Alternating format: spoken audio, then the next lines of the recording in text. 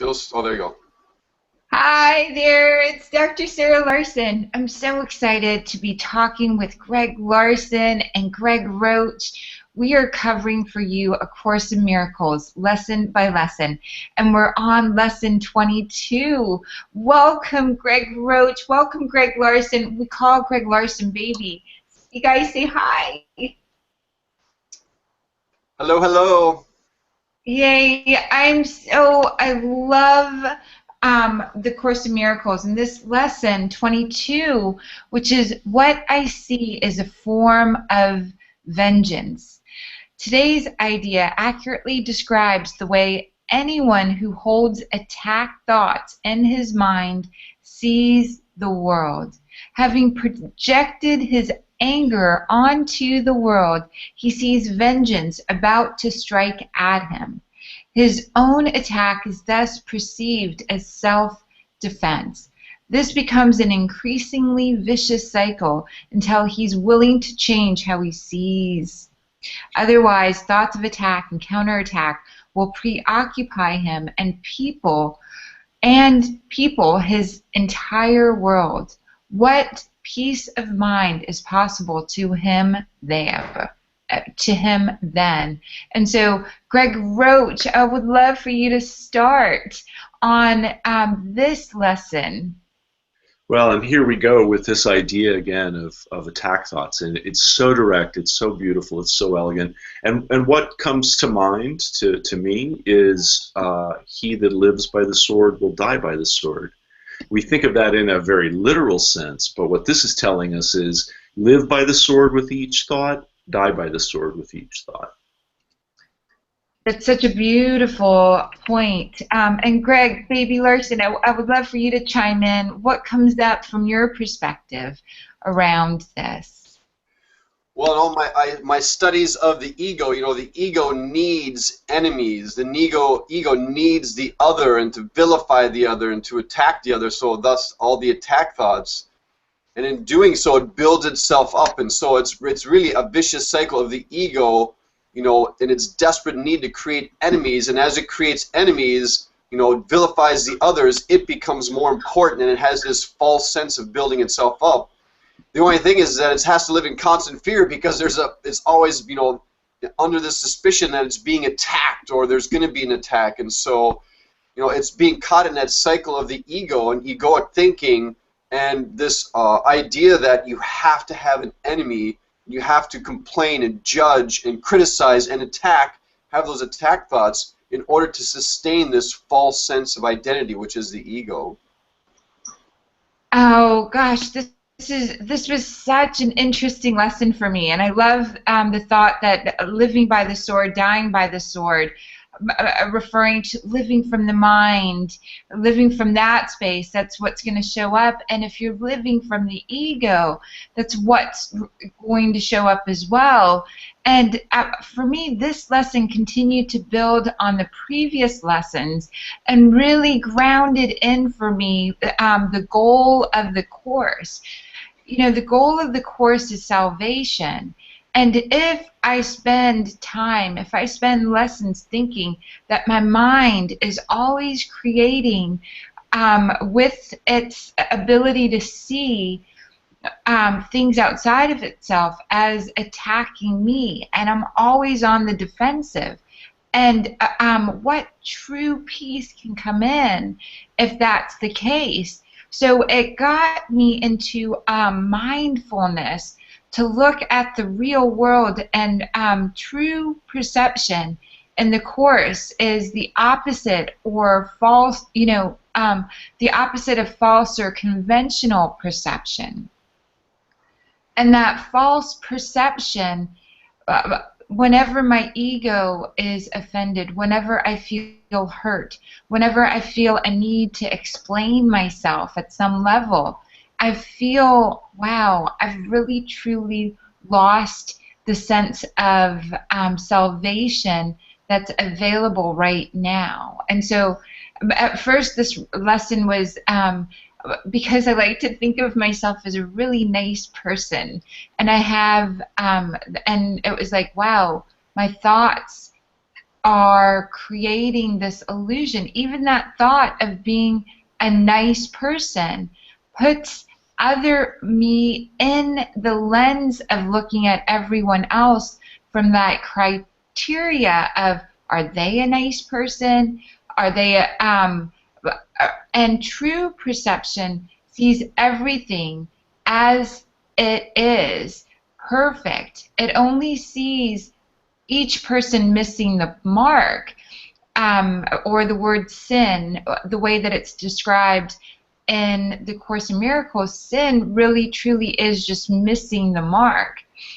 And if I'm constantly comparing myself or seeing the outside world through this lens of myself being a good person, and then defining things that way, I'm actually being a little bit violent, and this vengeance is coming out.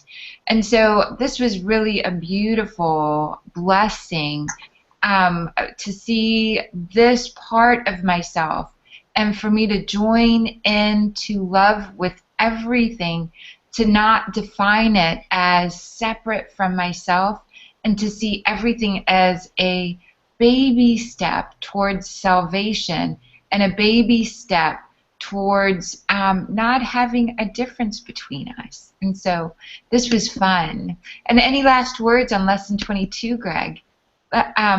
Roach. I think you pointed right at it. It's a return to unity, and it's releasing this duality, this dualistic, ego-based attack and defense that is the key to that. Awesome. So that duality being, and Baby Larson, Greg Larson.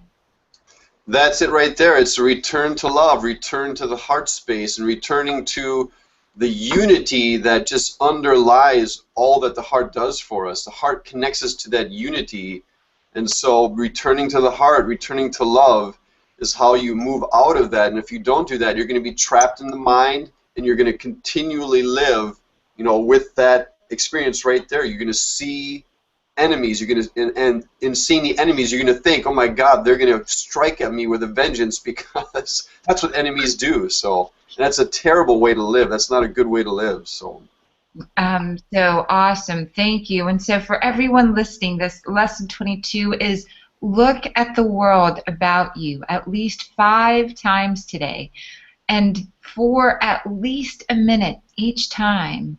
As your eyes move slowly from one object to another, from one body to another, say to yourself, I see only the perishable. I see nothing that will last. What I see is not real. What I see is a form of vengeance. And at the end of each practice period, ask yourself, is this the world I really want to see? And the answer becomes obvious, that for our thought systems, these interrelated ideas, to really let whatever we're going to see, or whatever we're seeing, to really dissipate its hold on us. So awesome. Thank you guys for this lesson, and we'll see you guys for the next one. Thank you. Yay! Yay! All right. I'm going to go stop there's a little bit of noise in the background. I'll be right back. Sounds good.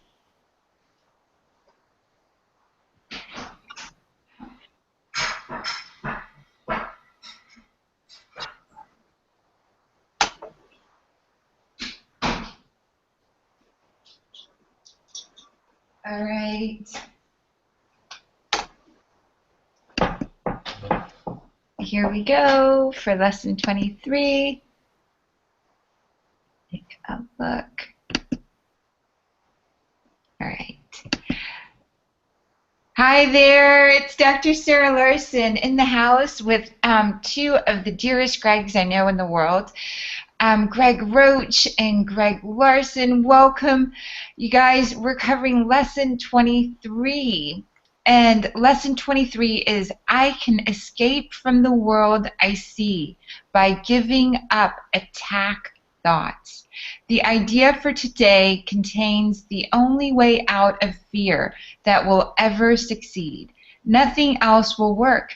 Everything else is meaningless, but this way cannot fail. Every thought you have makes up some segment of the world you see. It is with your thoughts, then, that we must work if your perception of the world is to be changed. And so, Baby Larson, I'd love for you to talk about this. This is a very powerful, way forward. It's this idea. I can see if you're, trapped in just the despair of life because everything is attacking you, and there's, it's a hopeless situation, you could say. And so here comes the Course that says, there is a way out. You can escape, the world that you've created by giving up attack thoughts, by shifting the way you approach life. And so, and I think it's a little easier said than done, but because you have to realize that it's not. I think it's tough to say I'm just going to change the way I think and all of a sudden begin a new journey. It typically doesn't happen that way. Typically, you set out on a course of, there's some sort of awakening, then you set out on a course, and it's a process, it's a journey of awakening, of peeling down the layers of ego and allowing your authentic self, your higher self, to emerge.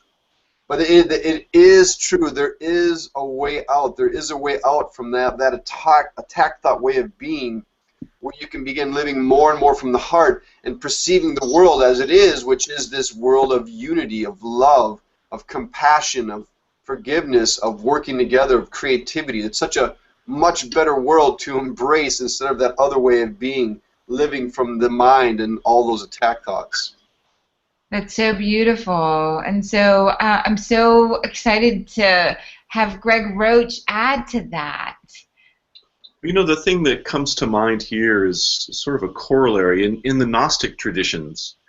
And we tend to think of gnosis as just, being the idea of knowledge, of knowing. But they had a really fascinating cosmology behind most Gnostic thought. And there's the idea that you have the created world, the world of dense matter, and then you have the highest realms, the realms of true God. But that the world of dense matter was actually made by something called the demiurge, which is the imperfect creator God that doesn't know that it's imperfect. And because it's imperfect, its creation is imperfect. And, there's a line in this lesson that says, you see the world that you have made, but you do not see yourself as the image maker. And what that says to me is that our mind is the demiurge. Our mind is the imperfect creator that makes our world, and we mistake that for the truth, the perfection of real creation, of authentic creation, of the creation of the highest realm. But in fact, that's the realm of the lie. And so as we move, there are kind of these three stages of the evolution of life. We go from the animal, which is pure response, to the egoic, which is response with self-awareness and self-consciousness, and then to the Christed level, to the level of the highest self, where we're truly in communion with the unity of creation. And when they talk about attack thoughts and the idea that the world that I see is vengeance, that has such an Old Testament ring to it. I mean, the God of the Old Testament was a vengeful God, and the tribes of the Old Testament were always raining down vengeance on the other people who weren't good enough for salvation. And then along came the New Testament and the Christed consciousness, where all of that was swept away. And so I think that this is the transition phase that humanity is in. We evolved out of the purely animal, and we spent eons, millennia, in the egoic realm. And then, in the age of the revelations of Christ and Krishna and Buddha, we began to move from the egoic realm into the realm of unity. But as a collective, we're not there yet. And those are also the progressions that we go through on an individual basis. And this is the pathway that the Course is charting for us. is that transition from the egoic into the unity. Um, um, it's. I love that this lesson also. Thank you, Greg. That was so great. We are those demigods creating a way of seeing reality. We're creating what we see, and that we're also not trapped in this world. And that's the progression. I think this really talks about and needs like a true definition of fear. The expectation of being attacked is you're either in love, that in this lessons, in these teachings, in this book, you're either connected by love or you're in a space of fear. And this one really speaks to that expectation of being attacked, which is the single emotion of the ego and the emotion of separation. And the way from this is to truly understand what you're making reference to is this ego, the individual self, as a distinction from other selves or the world. And ego is Latin for I. And when you're saying I, you are referring to a self distinct for others. So whenever you're saying I, and this lesson really makes reference to that, the entire self you think you are, the I you think you are, this self is false and was made by you and is actually only a belief. And so this speaks to the belief that you are a separate entity, a separate mind, living with a separate body, that you have your own personal history and future and your own will and private thoughts, that you create yourself and you sustain yourself. And this is not who we actually are. And this is that higher level of understanding that both of you guys are making reference to, which I love, is, so the ego is in contradiction constantly and has this insane belief in mistaken identity. It's the direct, fundamental, and total opposition to love or total opposition to God. And it's the basic mood that's in the Old Testament that you referenced, which was we were first told to be good or to be mindful or to be kind because there was a fear of God. And we could be released from the fear if we were quote unquote good or did all the right things. And this one really speaks to there is no threat. And that lesson is at the bottom, as each one of us throughout the day, as we're practicing this lesson, you say to yourself, I can escape from the world I see by giving up attack thoughts about, and it's whatever might be causing you dis-ease or difficulty. So I can escape from the world I see by giving up attack thoughts about, and for me it might be my appearance, or I can escape from this world I see by giving up attack thoughts about how I can be better, that somehow I'm not enough. My mind tends to attack me and says, God, if only you would have been more on time for that, things would be flowing better. Or if you weren't so nervous. And that tends to attack me. And so I can escape from the world I see by giving up attack thoughts about myself. Sometimes the attack thoughts can show up as traffic. And so you hold each a thought in mind as you say this. I can escape from the world I see by giving up attack thoughts. Then dismiss that thought and go on to the next. So that's a way of saying that my ego created the separation, and if I can get back into the way that love, that eternal allegiance to source, to God, that which created us, to love, I can then be released from what this is creating inside myself. So, any last words, Baby Larson? Yeah, I think this is a super practical lesson, a super powerful spiritual tool.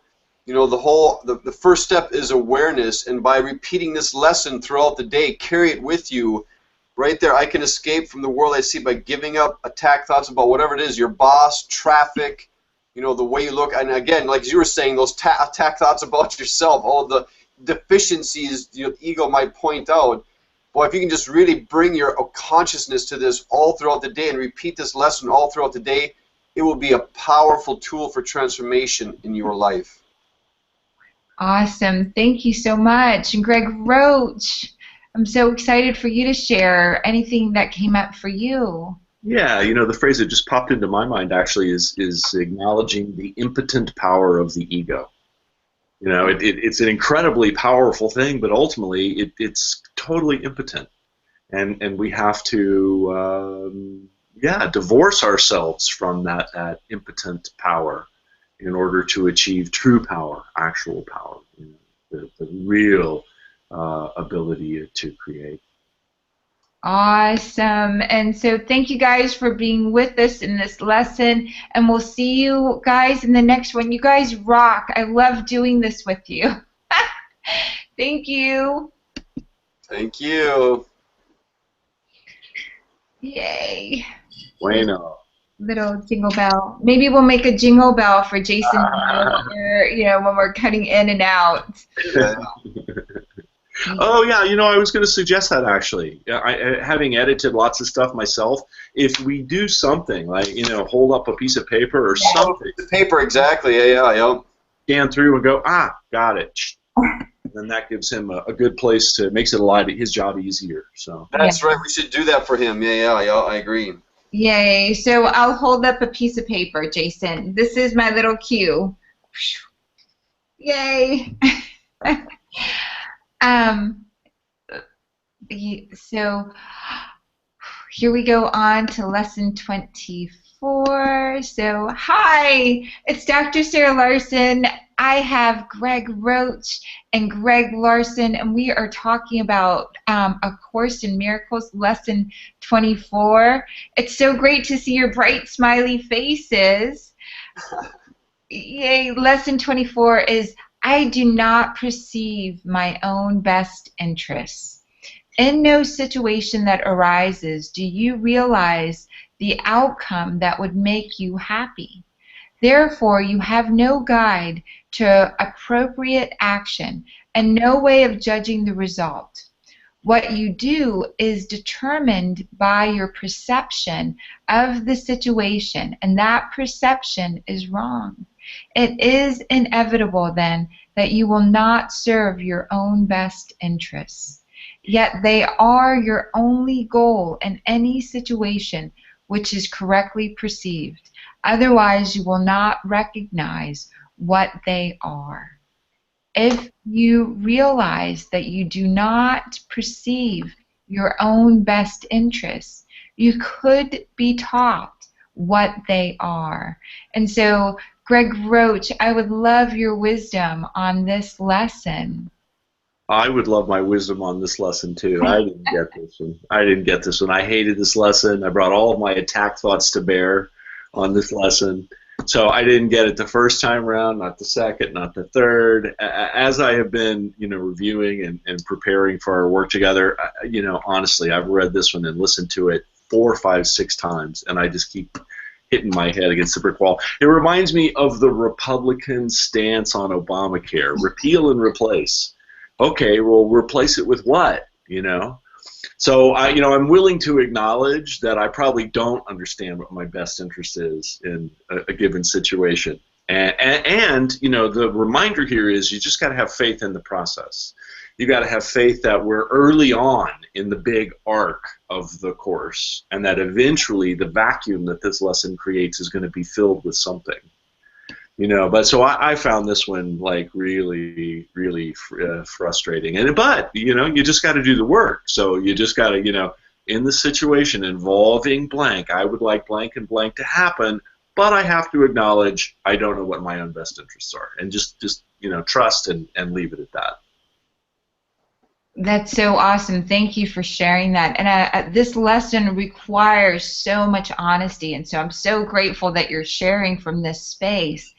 And so, Baby Larson, what comes up for you? Yes, well, what comes up for me is it's basically, the ego has a super limited perspective on the world, and so much of it is conditioned by the past and all these false meanings we give to it. And so if you're trapped in that, if you're locked into that experience from the ego and the mind, then it will be impossible to perceive your own best interest. This is, I think, where so much addiction comes in. Addiction is both mental and physical. We get caught in these addictions, and even though we're doing this, we can tell intuitively that this is not in my best interest. There we are, drinking or smoking or whatever that addiction might be. So I think this phrase that people use, I feel like I'm tripping myself up. I in my heart I know I want to be doing this, but I keep tripping myself up. What am I doing? Why this? Because that's it. Even though we have this intuitive sense from the heart that we could be doing something else, we keep getting in our way, and it's not even us. It's this it's this conditioned way of being that stems from the ego and the mind. And so it actually is true. We do not perceive our best interest, because if we're operating from the mind and the ego, it's contracted, it's limited, it's based in attack thoughts, and none of that is in your ultimate best interest. Thank you. And I think self-sabotage. This speaks to That's right. Self-sabotage, and so this lesson, I long to be honest and more honest and more honest. Growing up, I felt I wasn't good enough, and so I really struggled with sharing authentically what was happening in my home life and in the world around me, what I was seeing. And so when this lesson came up, I really sat down with my fears, and that I really started looking at honestly the exercise for today, which it says requires much honesty, so much more than you're accustomed to using.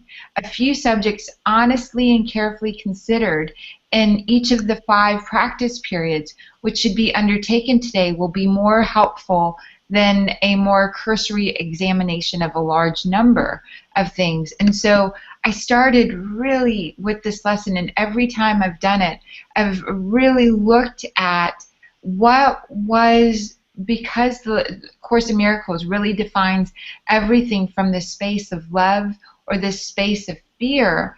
I looked at myself and said, where do I have an expectation of being attacked?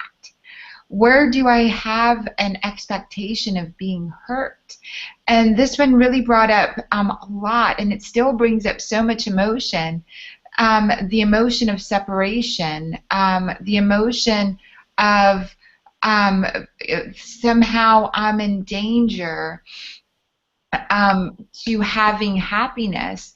And it also points out to me what I idealize, and sort of the Course defines idols, that meaning those false things that we worship throughout the day, those false things that we have no power over, and the things that I believe I need to survive.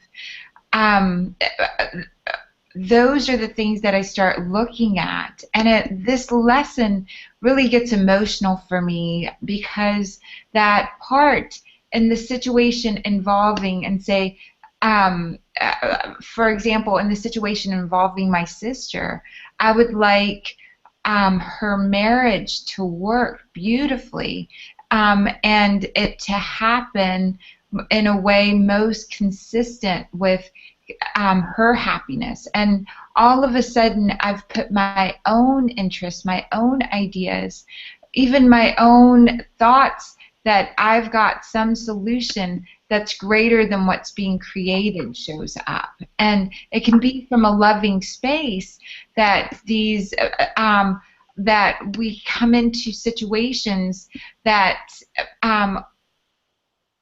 to really truly understand God's got this, Source has got this, love has got this, and to really surrender to I do not perceive my own best interest. And so in that situation involving my sister, I would like God's will to happen. And for me, for her, to recognize that we're making a large number of demands which have nothing to do with the situation. We've created a fear or an idealized situation that we're holding on a higher thought plane, or holding dear like an idol, more so than what is possible.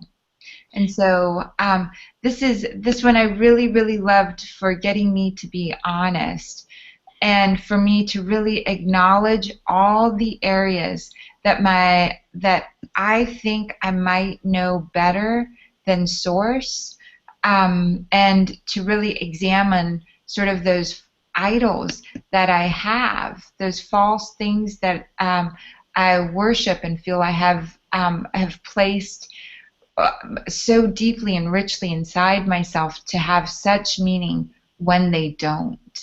And so, any last words, Greg Roach? I used to have an aunt who was notorious for coming into a room when you were reading a book and saying, "Do you want me to turn on a light?" And you'd say no, and she'd turn on the light anyway. And so I think the lesson is, like, don't be that aunt that walks into the room of your life and doesn't listen to your true self about what's really needed. Beautiful, beautiful. Baby Larson. Well, I think you pointed to something that's very powerful, is like, what is God's will? What does God want done here? And so it's so easy when you're trapped in those attack thoughts and in the mind to be depressed and to be constricted and to shut down. And so I always suggest to people to turn it around and say, how is God calling me to serve? And when you can hold that vibration, when you can be in that space, then, because it's all about serving, it's all about giving, it's all about putting yourself out there, and in giving you receive. And so if you're feeling constricted, if you're feeling attacked, if you're feeling, I can't do this and I just want to lay in bed, turn that around right now and say, how is God calling me to serve, to give value, to be useful? And then follow that flow. That's a very practical tool for getting out of that mindset. Thank you so much. And so, Baby Larson, Greg Roach, Greg Larson, I love you guys, and we'll see you at the next lesson. Thank you all for being with us. You're so welcome. Yay. There you go. Awesome. Yay. Does anyone need to do anything? Drink a little tea so I don't cough. Yay. All right.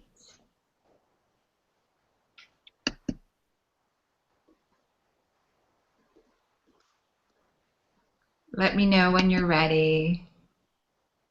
Okay. All right. And hi, it's Dr. Sarah Larson, and we are covering A Course in Miracles for you. I'm with the awesome Greg Larson. He's so cute. I married him. And Greg Roach, so awesome. We're all going to Egypt together to really ground in these lessons. Immerse in A Course in Miracles in the land of miracles. And today we're covering Lesson 25, which is, I do not know what anything is for. Purpose is meaning. Today's idea explains why nothing you see means anything. You do not know what it's for. Therefore, it is meaningless to you. Everything is for your own best interest. That is what it's for. That is its purpose. That is what it means. It is in recognizing this that your goals become unified. It is in recognizing this that what you see is given meaning.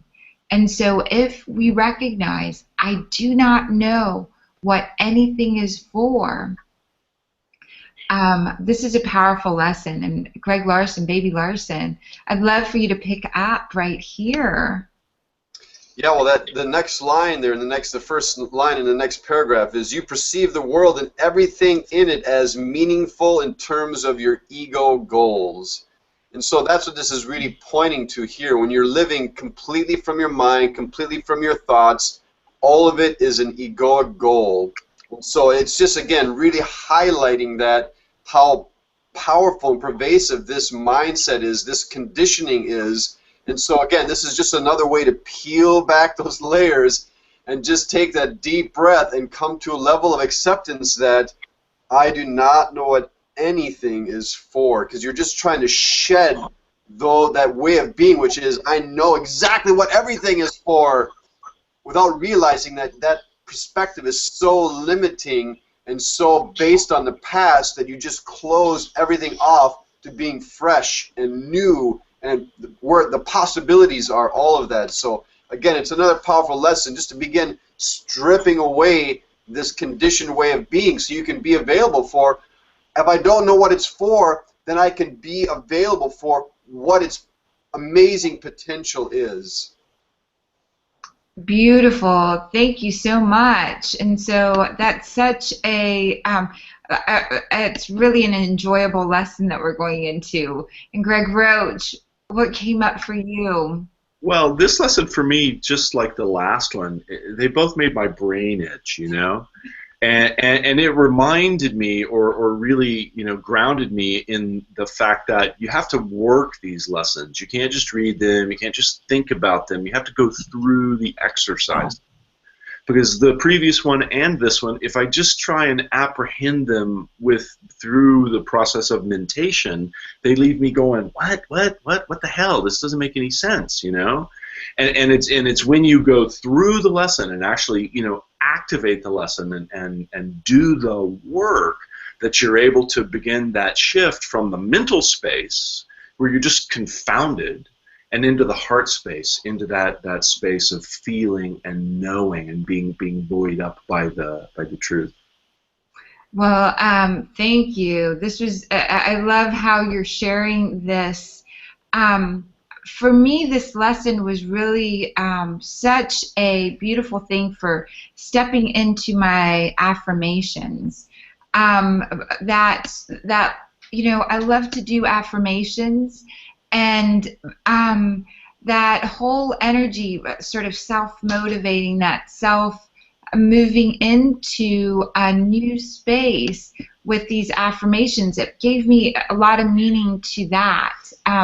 In the evening, in the morning, when I'm doing I am joy, I'm peace, I'm unity, I have the love of God within me, I can do everything God can do. Those sorts of affirmations that I've done for a long time, it kind of started making sense for me in this this lesson. It was here that I started to acknowledge He so loved me that He held nothing back and gave me all that He is. And He did this because He loved me.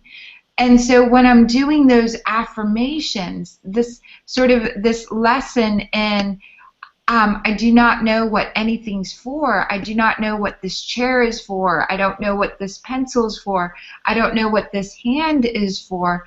This is where it really started coming in. That to love Him in return, the best that I can do in this life is to be what He created, to be the real me, and to really step into this space of unity. And I come from the we mentality, but this was out of love, God's love. I can step into, I am these things, and everything that's been created, I don't know what it's actually for, but God so loved me that he held nothing back from me. And if I got that I'm limiting things because I don't actually know what they're for, then more and more of source will come in. If I peel off the layer of meanings that I'm giving to things, or in a space of this insane beliefs that feed us, that fed me, then if I can let that go and just feel there's so much love in this, there's something in this lesson, I don't really know what it's actually for. I don't really quite possibly know what I'm for. I don't know what this hand is for. So every layer of my being is intended for my life in order to get, and I go back to, this is the purpose of the Course, is being saved from that which would hurt and limit us. So whatever would hurt and limit us is, I'm letting that go and allowing in that our spirit was never lost, and so it needn't be saved. There doesn't need to be forgiveness or a special relationship or idols. There's only peace and love. And so I really loved this lesson, that a state of rest came over me, contentment and fulfillment, because I was no longer conflicted, because my mind would not be able to, my mind can't see the grandness of it anyway. And so, Greg, Roach, any last words? I think it's incredibly powerful to get out of that space of delineation along the spectrum of duality of good, bad, otherwise, and to see everything, you know, and sort of a level perceptual playing field. I think it's incredibly powerful and an important stage, you know, along the course. Awesome. And Baby Larson? Well, to me, it just was coming to me is this is a super powerful tool for couples in relationship. I think, you know, when I think back on our relationship, so much of the conflict and, you know, arguments stem from, I know what this is for. You don't see that? You can't see, you know, what I'm doing here? And it's like, oh my God, that's it. I'm creating that. I know what this is for so powerfully that you're wrong, and you gotta listen to what I think this is for. And oh my God, it's created so much conflict and so much, just like, you know, just bad vibes that, you know, just this is a powerful tool for couples. Just realize, you know, maybe I don't know what this is for, and if I can just chillax and just be in a space of listening, maybe we can move through this situation without blowing up on each other anymore. It's like such a, you know, profound lesson, really. And if couples could embrace this, I think this would diffuse a lot of tension between couples. And bosses and bosses, yes. Yeah, and neighbors. And thank you, baby, for bringing in that point. This has been a powerful tool for our marriage to really get into play and laughter around. Really, there is no way for me to understand what football is for. Just as we're moving into Super Bowl Sunday, and when I get, and I love listening to you share what things mean to you. It's been such a powerful tool, and truly I love football, and I especially love it more since the Saints won the Super Bowl a while back, being from New Orleans. It's such a powerful thing to really look at those places that we limit the importance, because it's so much more than we could ever imagine. And we say that in our marriage, where we are today, because we're doing the work and allowing the greatest meaning that we can hold space for to come through. We don't give it the meaning that we think we have. We actively work at saying, what is a greater meaning? Oh, what's even beyond that? What's a greater purpose? What's even beyond that? And it continues to keep us in conversation, and it continues to expand what's possible for one person plus one person. It's really when we're in unity, it's the power of four of us working together. That's what comes through in our marriage. And so thank you for bringing that up. What's possible in work, what's possible when we're really connected at letting go of our individual meanings. Yeah. So awesome. We will see you guys in the next lesson. Thank you guys for being here. Yay. So happy to be here. Awesome. Tyler woke up, and so I'm just going to give him a little bit of attention, and then we'll get back to the next lesson. Okay, sounds good. Hey, buddy, do you want a blanket or a pillow? Do you want a blanket or a pillow? Because we're recording, and we got to kind of keep it live. You got to kind of stay in the spot that you're in, or you can go to the kitchen. Are you hungry for the dinner? Are you thirsty? Do you want to put the blanket on top of you? No? You're comfortable? You want me to go back to work? Okay. All right. Yay. Awesome. I'll put my hair over there. All right. Yeah, slide your, yeah, right, a little bit there, yeah. Good. All right. We're going into, this is lesson 26 that we're going into. Okay. Hi, it's Dr. Sarah Larson. We are diving into A Course in Miracles, lesson 26. I'm here with Baby Larson, Greg Larson, and Greg Roach. We call Greg Larson because he's my husband, Baby Larson. I'm so glad that you guys are with me. This lesson is my attack thoughts are attacking my invulnerability. It is surely obvious that if you can be attacked, you are not invulnerable. You see attack as a real threat. That's because you believe that you can really attack.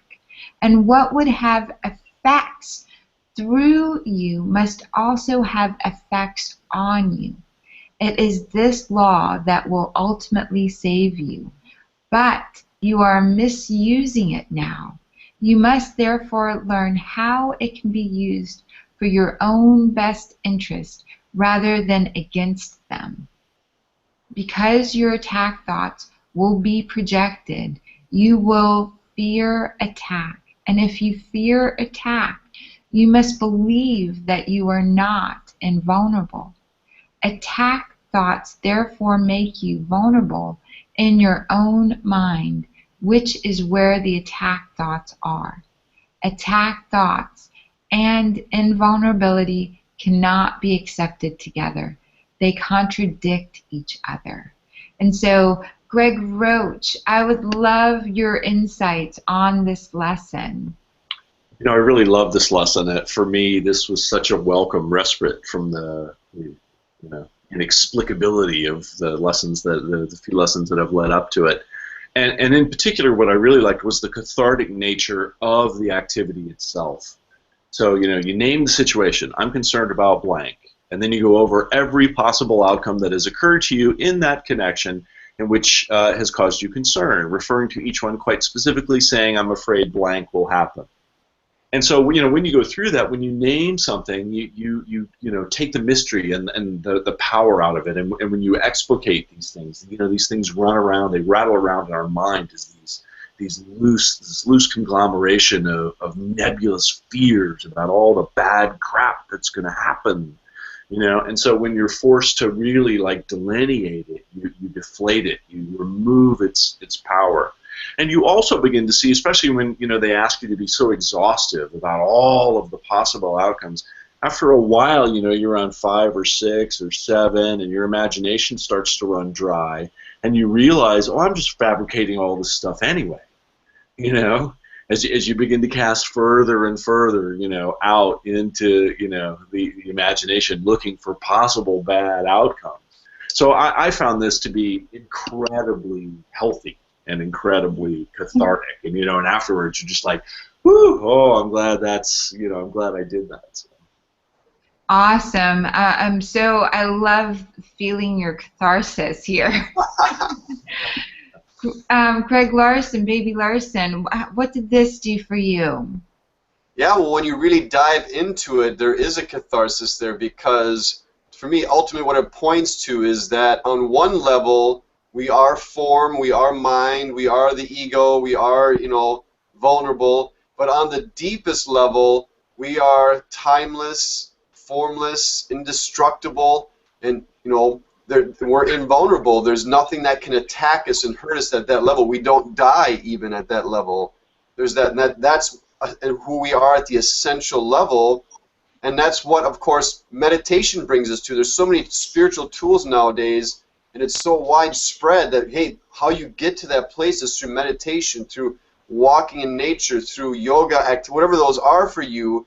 And so taking time to connect to that deeper essence where you no longer feel vulnerable or attacked or, being stressed, because you're immersed in that deeper place that's beyond space and time. And so this is exactly what it points to. If you're trapped in the mind, then you're going to feel yourself being vulnerable. You're going to feel yourself possibly dying at any second from whatever that might be, and those thoughts are continually pouring over those scenarios. And so, it's really about being able to shift out of that place where you feel so vulnerable in that sense, or feel like, you're going to be attacked at any second, and shifting into that place, which is we can tune into through our heart most powerfully, where we are, timeless, formless, connected to this field of unity, or this field of love and joy. And so it really just points to, shifting out of this place of the mind and back into that place of love and God's grace, God's love, all of that. Thank you so much. It's such a great it's such a great pointer. And I saw this as showing me two sides of myself. One moment in light, ridiculous joy, and everything's miraculous, and wow. And then in the next moment, I'm lost in this sort of like the back spaces of my mind.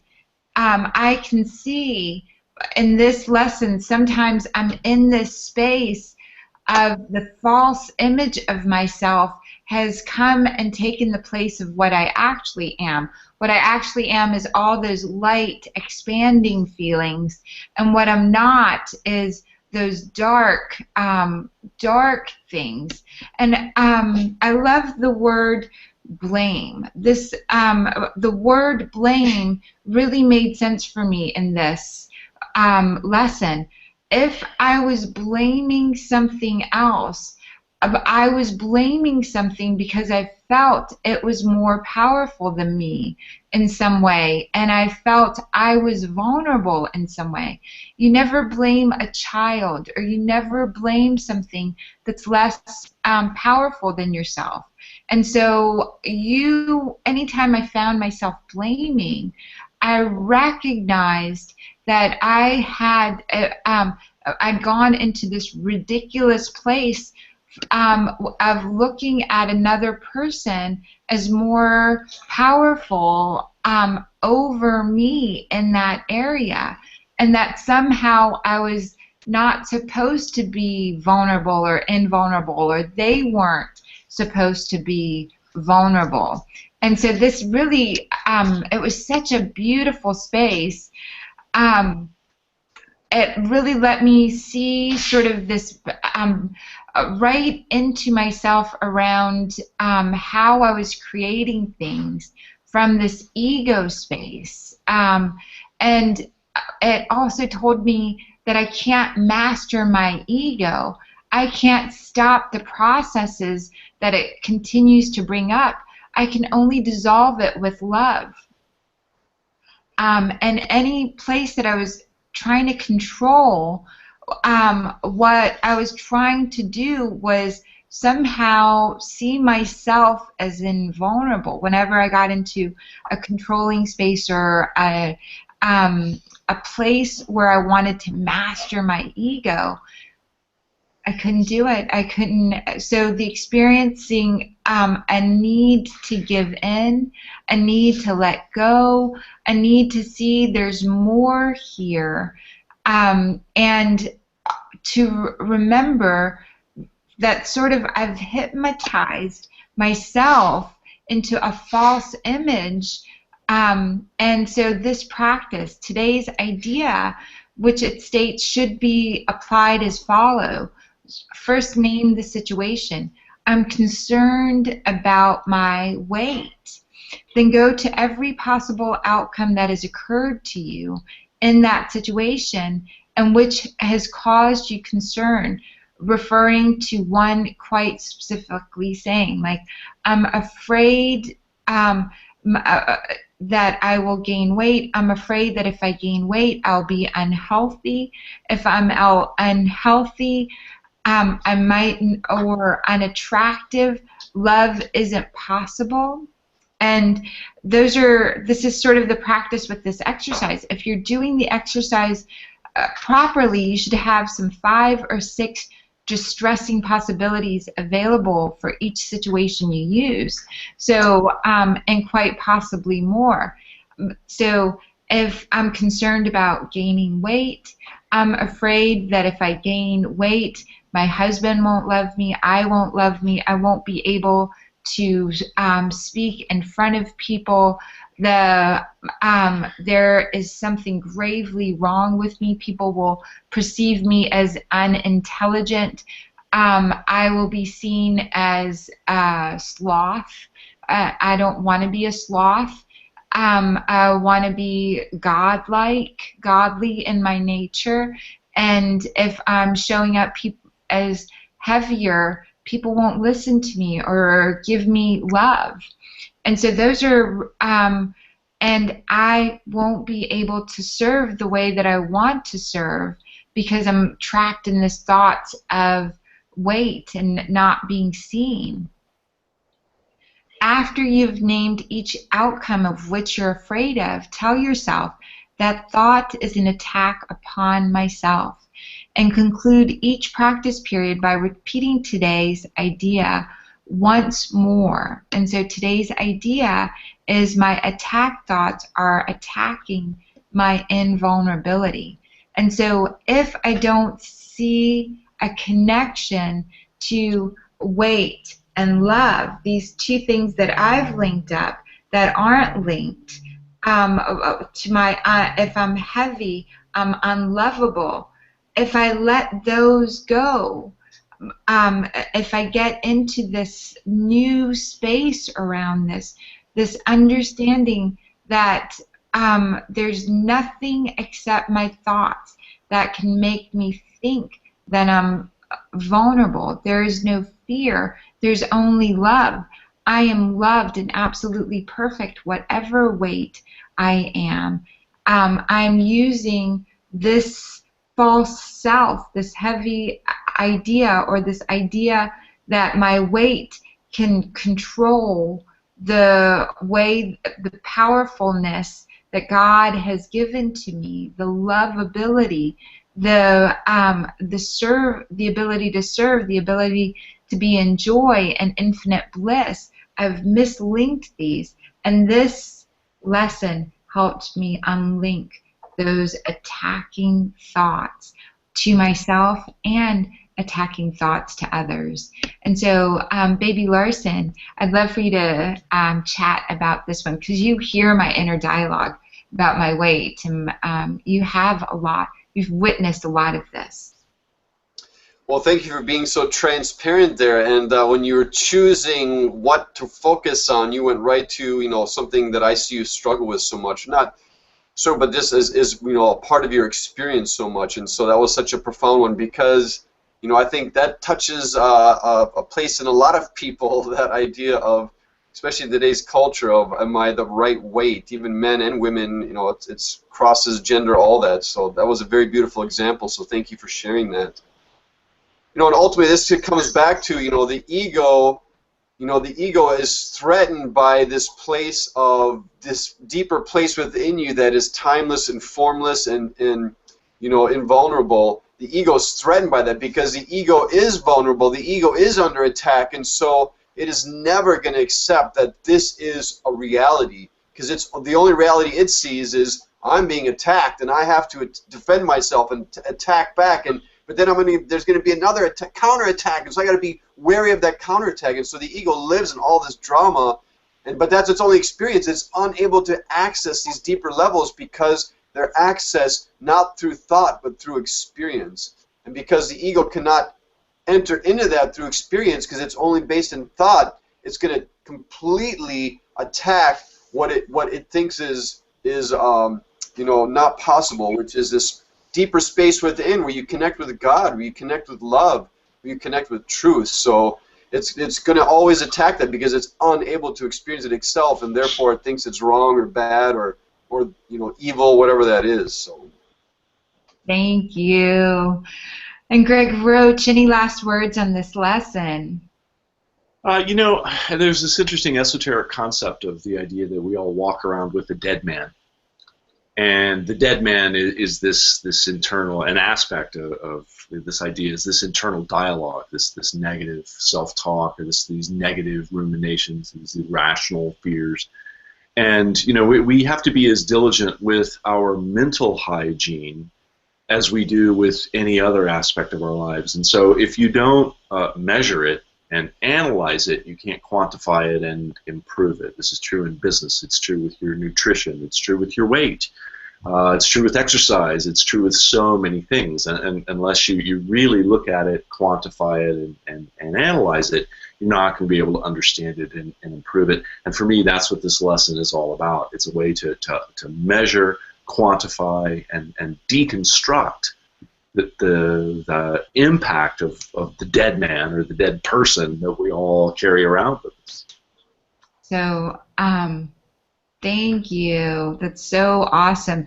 I feel like a weight has been lifted just being able to share this with everyone. So thank you guys for being with us in this lesson, and we will see you in the next one. Thank you, Gregs. Thank you. Hey. All right, awesome. I'm going to use the restroom again. How are we doing for time? I think, what is it, 11:15? This will probably be the last one that I have time for. Okay, perfect. Yeah, Awesome.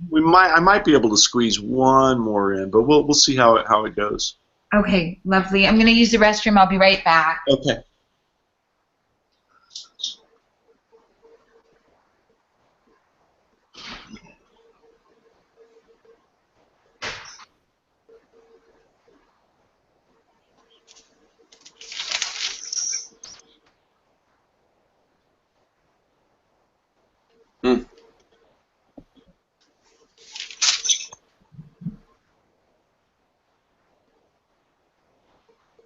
God is in everything I see because God is in my mind.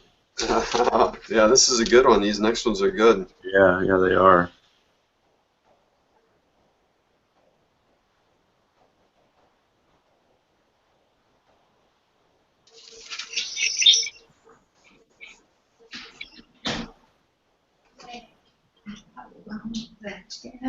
I won't let you down. I won't let you down, my love. All right. Yay. Here we go. So, hi, it's Dr. Sarah Larson, and I'm so glad that you're here with me. I'm with Greg Larson and Greg Roach. We refer to Greg Larson as Baby. We're doing a course in miracles with you, and we're in lesson 27. Above all else, I want to see. Today's idea expresses something stronger than mere determination. It gives vision priority among your desires. You may feel hesitation about using the idea on the grounds that you are not sure what you really mean it. So on the grounds that you are not sure you really mean it, you may hesitate about using this idea. Above all else, I want to see. This does not matter. The purpose of today's exercise is to bring the time when the idea will be wholly true a little nearer. And this may be a great temptation to believe that some sort of sacrifice is being asked of you when you say you want to see above all else. If you become uneasy about the lack of reservation involved, add, vision has no cost to anyone. If fear of loss still persists, add further, it can only bless. And so, Baby Larson, I'd love for you to chime in. Yeah, this is a great one because it goes back to the fact that, this is a journey.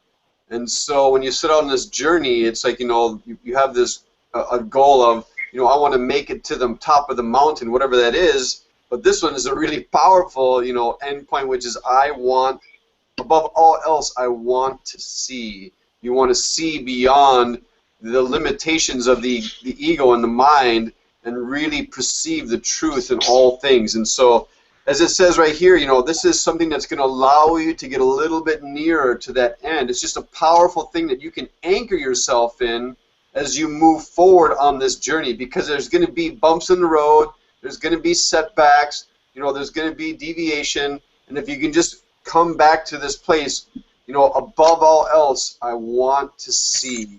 So it's a powerful anchor that will move you forward and bring you nearer to that destination of being, in God's grace, in God's, seeing through God's eyes in a sense, and feeling all that love and joy and bliss and abundance that's waiting on the other side as you, move nearer to that with this exercise.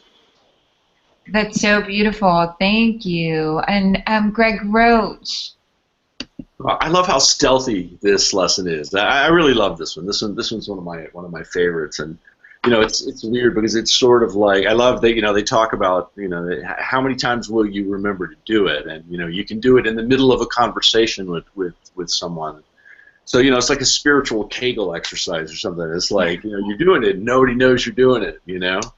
And for me, it's so powerful because it's almost like a pen puncturing a balloon when you remember.